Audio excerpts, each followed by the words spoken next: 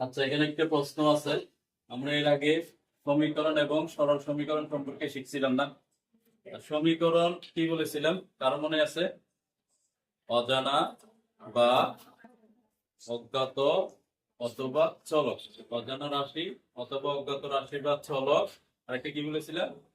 প্রক্রিয়া চিহ্ন যুক্ত, এরপরে সমান চিহ্ন দ্বারা গঠিত গাণিতিক বাক্যকে কি বলা হয়? সমীকরণ বলা হয়। এরপরে সমীকরণের মধ্যে আরেকটা আছে, সেটা হচ্ছে একঘাত সমীকরণ। যে সকল সমীকরণের ঘাত কত? এক, তাকে আমরা কি বলি? একঘাত সমীকরণ বা সরল সমীকরণ বলে থাকি।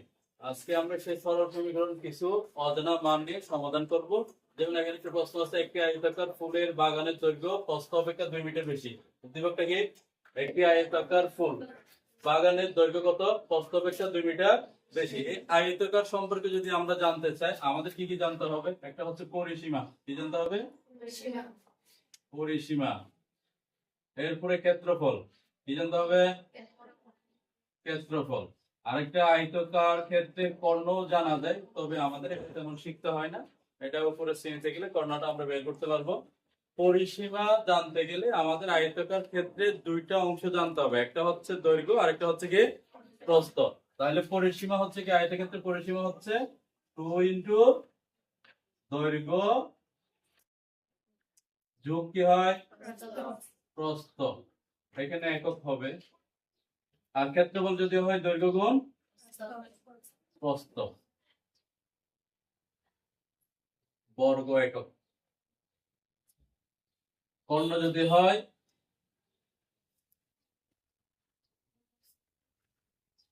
সন্নিহিত বাহুর বর্গের সমষ্টি।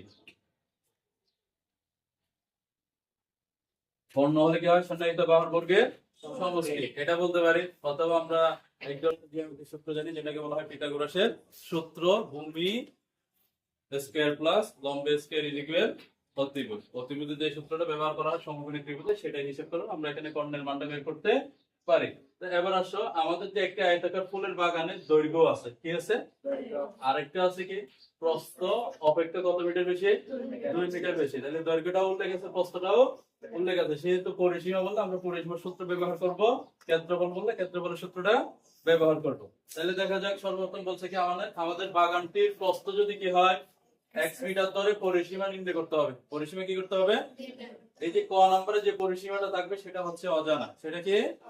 অজানা। তাহলে আমাদের প্রশ্নটা কি ধরতে বলছে? মনে করি অজানা রাশি বা অজ্ঞাত রাশি যেটা আছে সেটা হচ্ছে প্রস্থ। প্রস্থ হচ্ছে কত?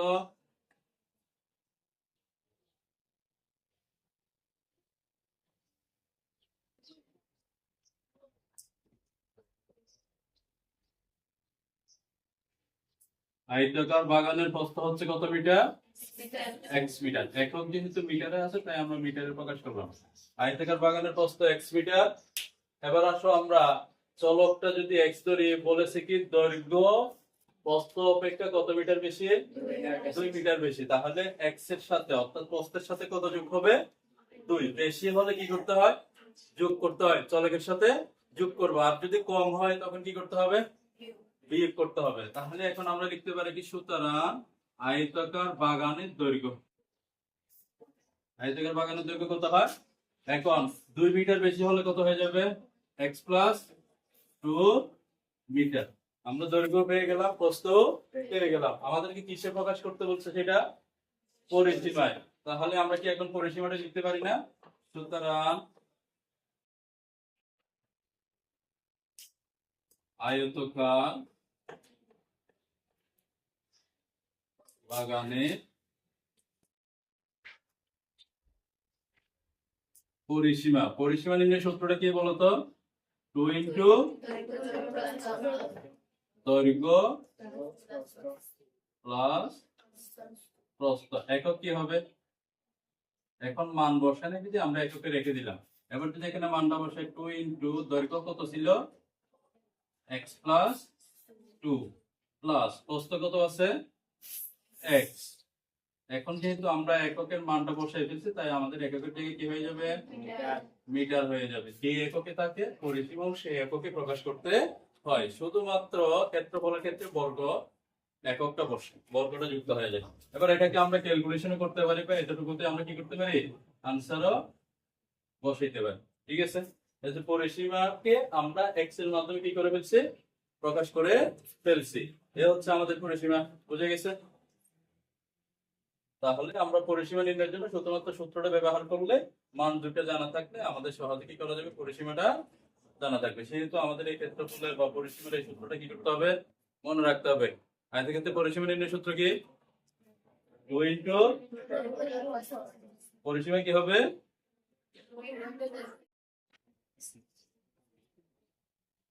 তো আমরা ক নম্বরে যাই।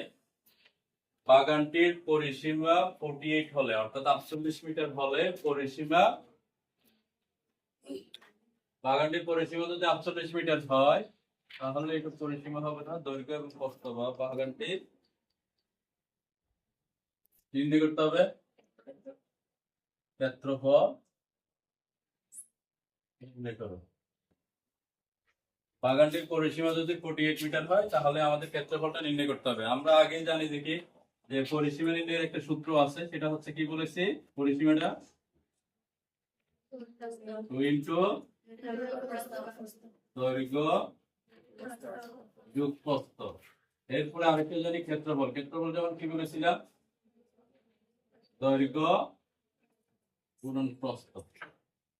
অর্থাৎ যে দুইটা বাহু থাকবে সেই দুইটা বাহুকে গুণ করলে আমরা কি পাবো, ক্ষেত্রফল পেয়ে যাবো। তাইলে আমাদের কি ক্ষেত্রফল নির্ণয় করতে হবে, কি নির্ণয় করতে হবে, ক্ষেত্রফল। এখন ক্ষেত্রফলের জন্য আমাদের আগে দরকার কি, পরিসীমা। পরিসীমা বের করতে পারলে আমরা কি বের করতে পারবো, দৈর্ঘ্য বের করতে পারবো এবং প্রস্থ বের করতে পারবো। আমাদের ক্ষেত্রফলের জন্য দৈর্ঘ্য দরকার আছে, কি দরকার আছে, প্রস্থ দরকার আছে। সর্বপ্রথম আমরা যদি প্রস্থ বের করতে পারি, দৈর্ঘ্যটা কি পাবো, বের করতে পারবো। এটার জন্য আমরা খ নম্বরে একটা পেয়েছি, ক নম্বরে, সেটা হচ্ছে পরিসীমা। ক নম্বরে একটা কি পেয়েছি, পরিসীমা পেয়েছি। তাহলে সেটাকে আমরা কি লিখতে পারি, ক হতে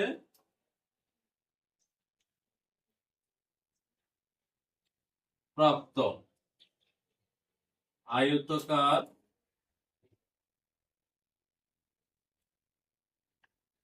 বাগানের পরিসীমা। পরিসীমাটা কত ছিল বলতো, 2 into x plus 2 plus x metre. আছে কিনা খাতায় তোমরা উঠেছে সেখানে, এই হচ্ছে পরিসীমা। এখন এই পরিসীমা সমান আমাদেরকে আরেকটা পরিসীমা বলছে কত, 48 মিটার। এখন কি আমরা এই একটা পরিসীমা, এই একটা পরিসীমা, তাইলে কি আমাদের একটা শর্ত গঠন হলো না, অর্থাৎ আমরা একটা সমীকরণ গঠন করতে পারবো। এই সমীকরণটা কি হবে, তাহলে আমরা লিখতে পারি কি, শর্ত মতে, শর্ত মতে প্রথম ভাগের পরিসীমা 2 into x plus 2 plus x is equal, পরের পরিসীমা কত আছে, 48।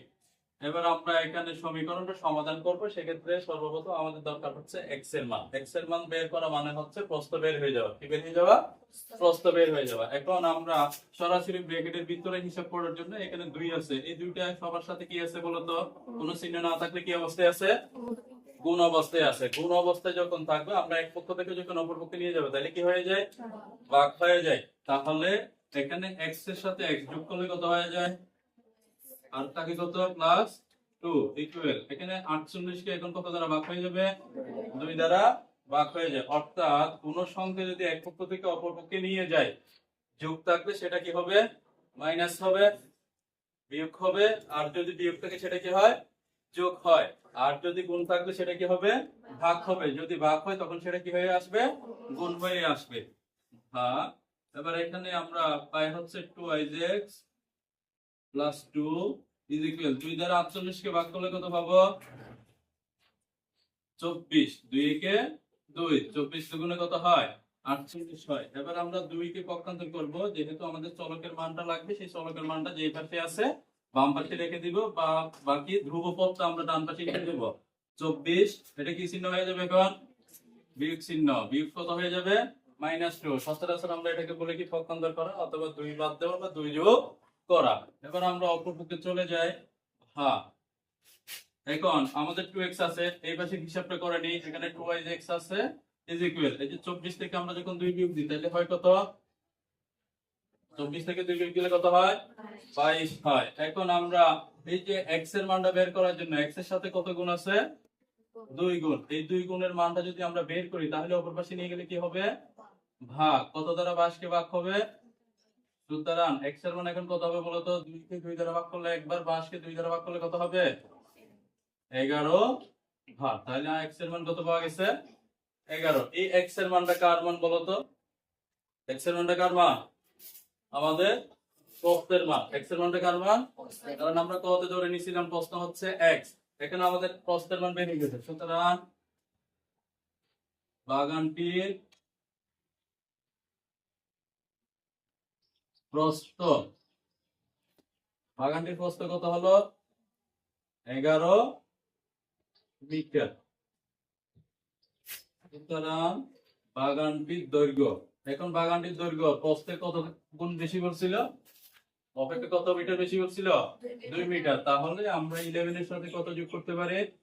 2। ভাগ কত হয়ে যায়? 3 মিটার। এখানে আমাদের দৈর্ঘ্য পাওয়া গেছে, প্রস্থ পাওয়া গেছে। এক্ষেত্রে যদি আমরা দৈর্ঘ্য পেয়ে থাকি, প্রস্থ পেয়ে থাকি, তাহলে কি আমরা সহজে ক্ষেত্রফল বের করতে পারি না? এখন সরাসরি আমরা ক্ষেত্রফলের সূত্রটা প্রকাশ করলে তাহলে আমরা কি করব? ক্ষেত্রফলটা পেয়ে যাব। বাগানটির ক্ষেত্রফলটা কি করব?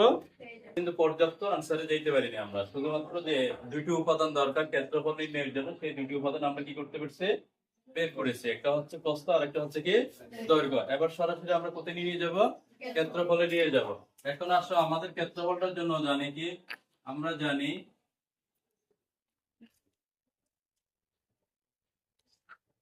আয়তকার।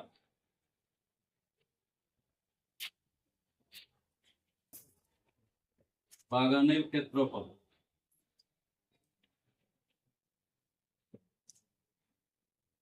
বাগানের ক্ষেত্রফল কি? দৈর্ঘ্য গুণন প্রস্থ। এখানে একক হয়ে যাবে বর্গ একক। যতক্ষণ মান বসাবো না ততক্ষণ একক থাকবে, বাকিটা হয়ে যাবে মিটার। এবার আসলে আমরা যদি এখানে সরাসরি মানগুলো বসাই, যে আমাদের প্রস্থ আছে কত মিটার? 11 মিটার। দৈর্ঘ্য আছে কত মিটার? 13 মিটার। এবার দৈর্ঘ্যের জায়গায় দৈর্ঘ্য গুণন প্রস্থের জায়গায় কত? প্রস্থ বর্গ মিটার। দেখুন এই দুটাকে যদি আমরা গুণ করি, 13 এবং 11 কে যদি গুণ করি তাহলে কত হয়? 1 দ্বারা 3 কে গুণ করলে কত হয়? আবার 1 দ্বারা 1 কে গুণ করলে, এরপরে দশকের ঘরে চলে গেলে একটা কি দিতে হয়? শূন্য। আবার যদি 1 দ্বারা গুণ করে কত হয়? আবার কত হবে? যোগ করো তো, 3 4 1। ক্ষেত্রফল কত পাওয়া গেছে? 143 বর্গ মিটার। আমাদের আনসার।